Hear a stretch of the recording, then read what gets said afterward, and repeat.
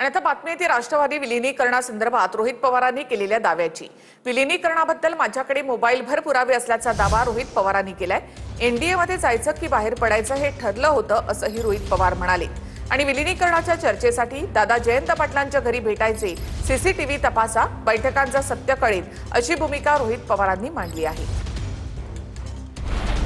विलीनीकरणावर दोन्ही राष्ट्रवादीनं फुलस्टॉप देण्याची भूमिका घेतली असली तरी विलीनीकरणावर रोज नवनवे दावे केले जात आहेत। रोहित पवार यांनी विलीनीकरणाच्या बैठकीबद्दल मोबाईलभर पुरावे असल्याचं म्हटलंय।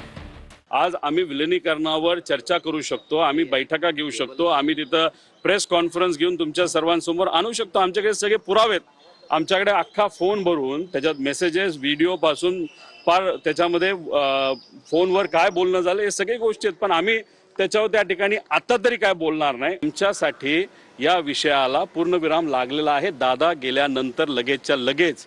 त्यामुळे मुद्दामून काही नेत्यांचं महत्त्व त्या पक्षामध्ये राहावं आणि ते नेते हे पवार साहेबांना, सुप्रियाताईंना, आम्हाला तिथं विरोध करतायत।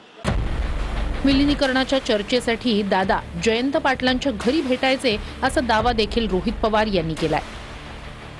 अजितदादा जेव्हा केव्हा भेटायचे ते जयंत पाटील साहेबांच्या घरी भेटायचे। जयंत पाटील साहेबांच्या घरासमोर लोढा साहेबांचं घर आहे, तिथं सीसीटीव्ही कॅमेरा असतील।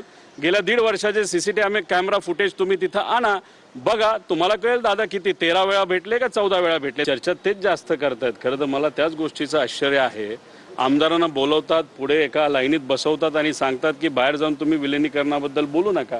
अरे विषय संपलेला आहे। अजितदादा असताना अजितदादांबरोबर आमची चर्चा काय झाली हे त्या ठिकाणी आम्हाला